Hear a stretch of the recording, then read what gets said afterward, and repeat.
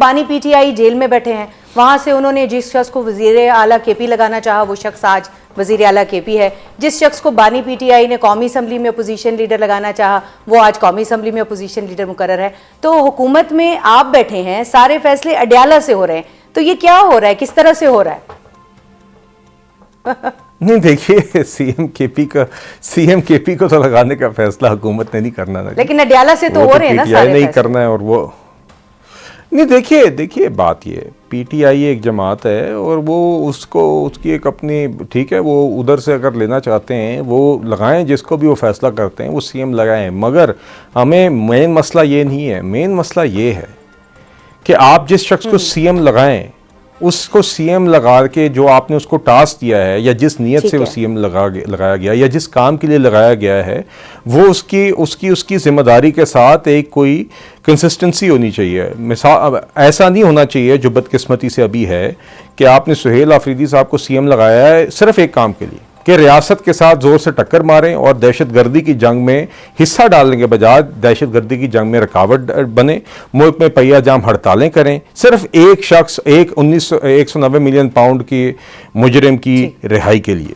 ये नहीं होना चाहिए। बाकी देखिए, आप मुकाबला करें, आप हेल्थ और एजुकेशन की डिलीवरी पे मुकाबला करें, मगर उसके बारे में तो ना हम कभी अडयाला से सवाल सुनते हैं, ना खैबर पख्तूनख्वा की हुकूमत की तरफ से कोई फोकस देखते हैं, ना टेररिज्म के खिलाफ जंग में क्या स्ट्रैटेजी है खैबर पख्तूनख्वा की हुकूमत की, वो कभी सीएम से सुनते हैं। तो देखिए, आप बेशक leader of the opposition nominate करें, आपके पास स्ट्रेंथ है कौमी असम्बली में, सेनेट में, और जब अब स्पीकर साहब ने कर दिया, जब वो लीगल एक हिकअप क्लियर हो गया, मगर खुदारा खैबर पख्तूनख्वा की हुकूमत में भी जो आपकी जिम्मेदारी है खैबर पख्तूनख्वा की आवाम की तरफ, वो पूरी करें, और कौमी असम्बली और सेनेट में बतौर ऑपोजिशन जो आपकी जिम्मेदारी है वो आप अदा करें, जो हमने अभी तक पिछले 2 साल में नहीं देखा। महमूद खान अचकज़ई साहब जो हैं वो अब अपोजिशन लीडर बन गए हैं। स्पीकर साहब ने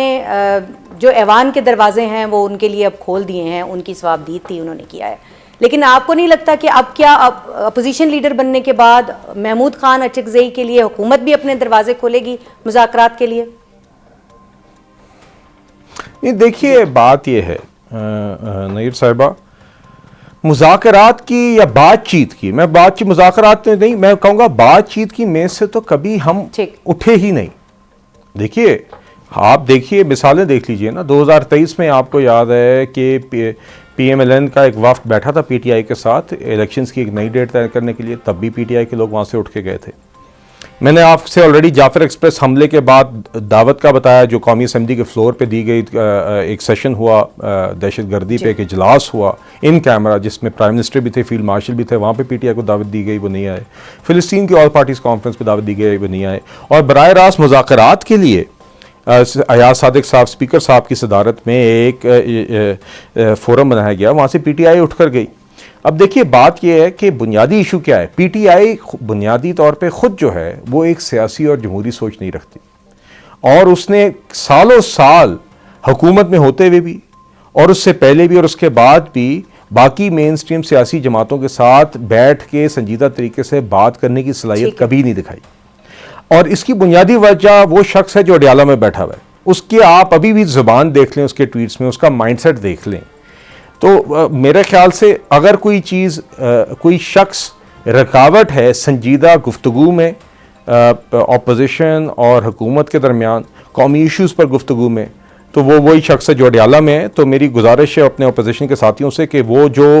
यहाँ पर दावे और बातें कर रहे हैं उतना ही वो जोर अपने उस और उनको राजी करने पर लगा लें। बिल्कुल दुरुस्त कह रहे हैं आप। नहीं, राजी करने पे नहीं, उनकी माइंडसेट को बदलने में और उनके जो प्रायोरिटीज हैं। अच्छा यानी साहब, आज इलेक्शन कमीशन ने जो है वो गोशवारे न जमा कराने पे सेनेट, सूबाई और कौमी असम्बलियों के 159 मेंबरान हैं जिनकी रुकनीत सिरे से मुअत्तल कर दी है। तो अब ये सियासतदान गोशवारे क्यों नहीं जमा कराते? बड़े बड़े नाम हैं, विफाकी वज़ीर हैं, मुसद्दिक मलिक साहब का नाम है, फौजिया अरशद साहिबा हैं, आबिद शेर अली हैं, नूरुल हक कादरी साहब हैं, सायरा तारड़ साहबा हैं, महरीन रज़ाक भुट्टो साहिबा हैं, सरदार मिंगल, खालिद मकबूल सिद्दीकी। तो ये सब लोग जो हैं वो अपने क्यों नहीं जमा कराते? जी देखिए, मैं किसी फेलो पार्लियामेंटेरियन पे इस तरह कॉमेंट नहीं करना चाहता। मेरा ख्याल है, देखिए उसमें बुनियादी तौर पे तो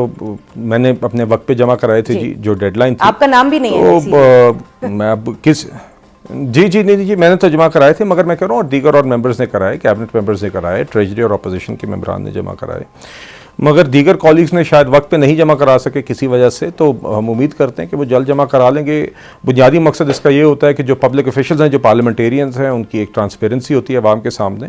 और आई एम सर्टन, देखिए एक सालाना चीज़ है, ये एक रिक्वायरमेंट है जो हम सब फुलफ़िल करते हैं।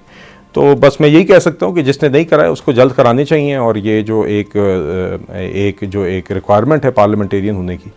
इसको जल्द से जल्द पूरा करना चाहिए। ये तो जी ऐसी चीज़ें हैं जो हम कागज़ जमा कराते हुए भी इलेक्शन के टाइम पे जमा कराते हैं, और उसके बाद मेंबर बनने के बाद भी आपने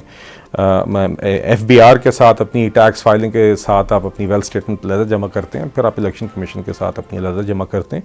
तो जिन्होंने नहीं किया जी, मुझे उम्मीद है इंशाल्लाह जल्द वो कर लेंगे। अच्छा, आपके पास खजाना का कलमदान भी है, तो मैं आपसे ये ज़रूर जानना चाहूँगी कि आज अमेरिका ने ईरान के साथ किसी भी तरह का कारोबार करने वाले ममालिक पर 25% जो है वो टैरिफ लगाने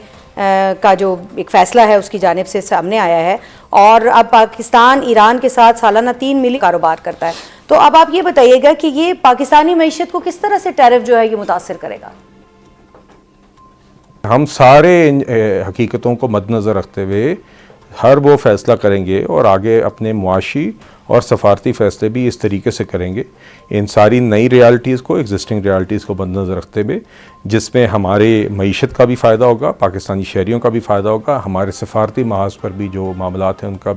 उनकी भी बेहतरी होगी, और जिसमें पाकिस्तान का कौमी दफ़ा और पाकिस्तानी शहरियों की खुशहाली और मुआशी बेहतरी होगी। तो इंशाल्लाह इस डेवलपमेंट को भी उसी तरीके से कियानी साहब, सेगमेंट के आखिरी हिस्से में मैं आपसे जो निजकारी का अमल है उसके ऊपर ज़रूर सवाल करना चाहूँगी कि PIA की निजकारी हो गई है, अभी ये अमल जो है ये किसी हद तक कंट्रोवर्शियल है, इसके ऊपर तनकीद भी की जा रही है हर तरफ से, और लेकिन अब असासों की निजकारी के हवाले से अगर बात करें तो हुकूमत का आइंदा क्या मंसूबा है? 3 अलग फेजेज़ में जो है वो 22 इदारों की जो